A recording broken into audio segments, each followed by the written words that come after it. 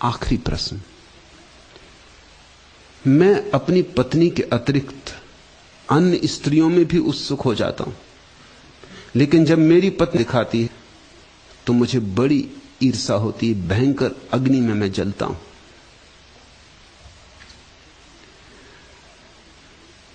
पुरुषों ने सदा से अपने लिए सुविधाएं बना रखी थी,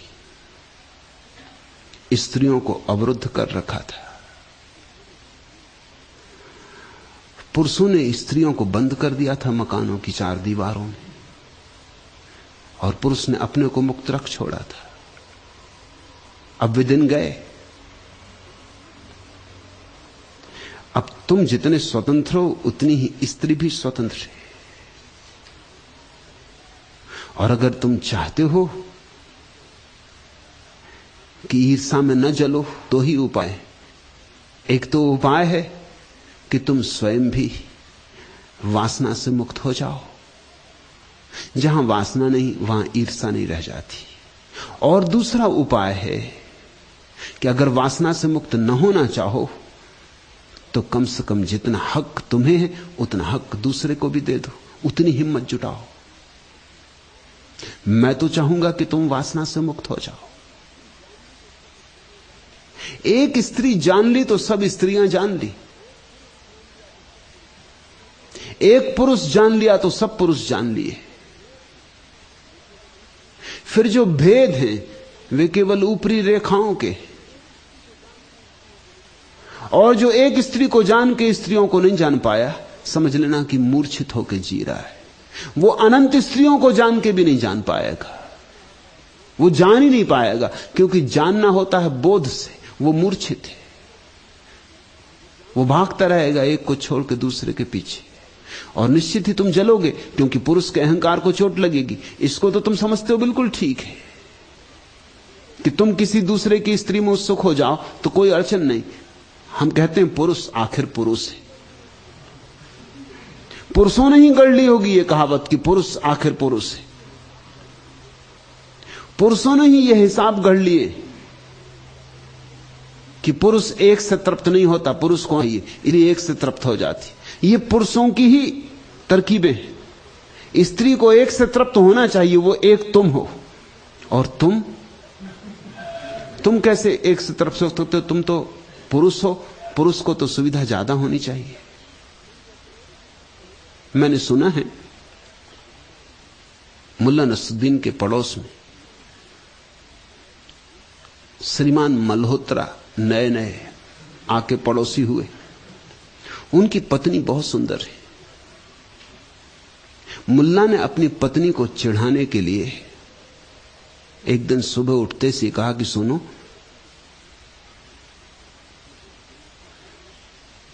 नाराज ना हो। कुछ दिनों से रोज मुझे सपनों में श्रीमती मल्होत्रा दिखाई पड़ती। पत्नी बोली, अकेली ही दिखाई देती है ना?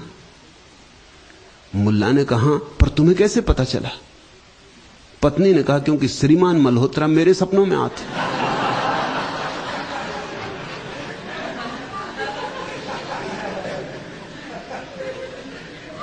मुल्ला इससे बहुत दुखी था। चले थे पत्नी को चिढ़ाने, चिढ़ गए खुद।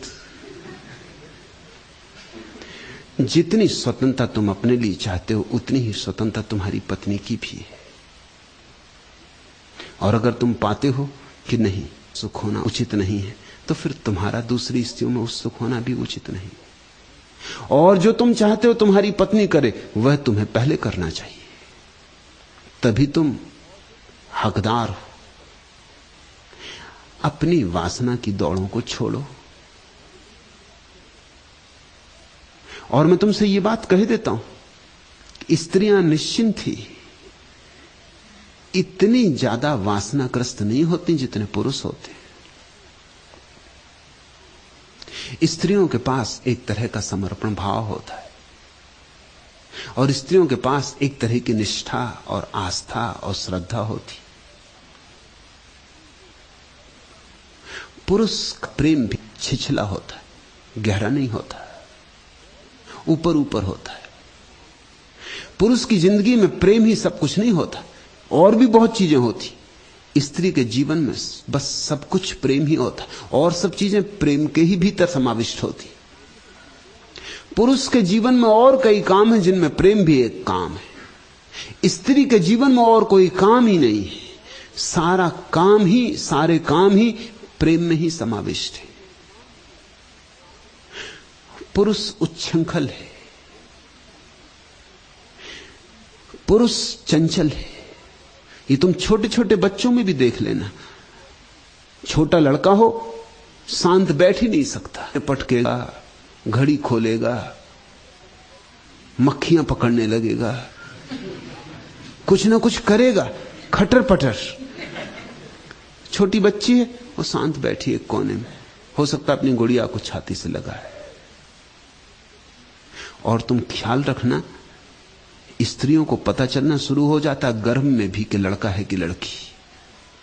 अगर जरा संवेदनशील स्त्री हो, उसे पता चलना शुरू हो जाता है, क्योंकि लड़का वही उपद्रव शुरू कर देता, कहीं टांग मारेगा, कहीं सिर हिलाएगा। लड़की शांत होती। अनुभवी मां को पता चलना शुरू हो जाता है कि लड़का है कि लड़की।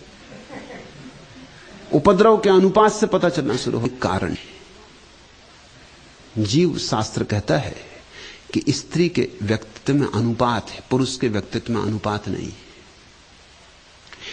स्त्री के जो अणु हैं वो सम है। दो अणुओं से मिलकर जन्म होता है व्यक्ति का, पुरुष और स्त्री के दो अणुओं से मिलकर। 24 कोष्ठों वाले अणु होते हैं पुरुष में, और 23 कोष्ठों वाले अणु होते हैं। दो तरह के अणु होते हैं। स्त्री में 24 कोष्ठों वाला अणु ही होता है। जब पुरुष का 24 कोष्ठों वाला अणु स्त्री के 24 कोष्ठों वाले अणु से मिलता है तो लड़की का जन्म होता है। 48 अणु सम, तराजू के दोनों पल्ले बराबर होते। और जब पुरुष का 23 कोष्ठों वाला अणु स्त्री के 24 कोष्ठों वाले अणु से मिलता है तो पुरुष का जन्म होता है। एक पल्ला नीचा होता है, एक पल्ला ऊंचा होता है, समतुलता नहीं होती। 47 कोष्ठ होते हैं, एक तरफ 23, एक तरफ 24। स्त्री में 24 कोष्ठ होते हैं, इसलिए स्त्री ज्यादा सुंदर होती, समानुपाती होती, शांत होती। उसमें एक तरह की समता होती, एक तरह की स्थिरता होती, एक तरह की गोलाई होती स्त्री के व्यक्तित्व में। पुरुष में थोड़ा सा तिरछापन होता है, आड़ा आड़ा जाता है। भी हैं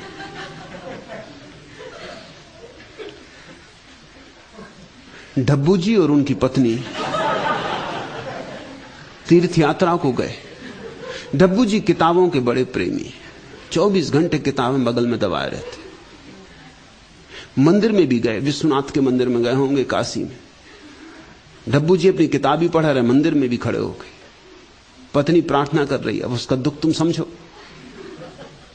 उसने जोर से कहा, हे विश्वनाथ के देवता, इतना भर करना, अगले जन्म में मर के मैं स्त्री ना हूं, किताब हूं,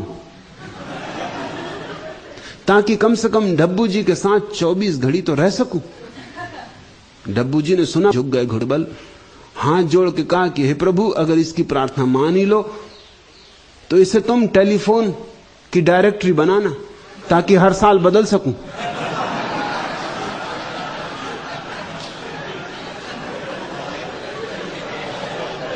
पुरुष का चित्त ऐसा ही चंचल है। इस चंचलता को जाने दो, थोड़े स्थिर हो, थोड़े शांत हो, थोड़े जीवन में समझदार हो।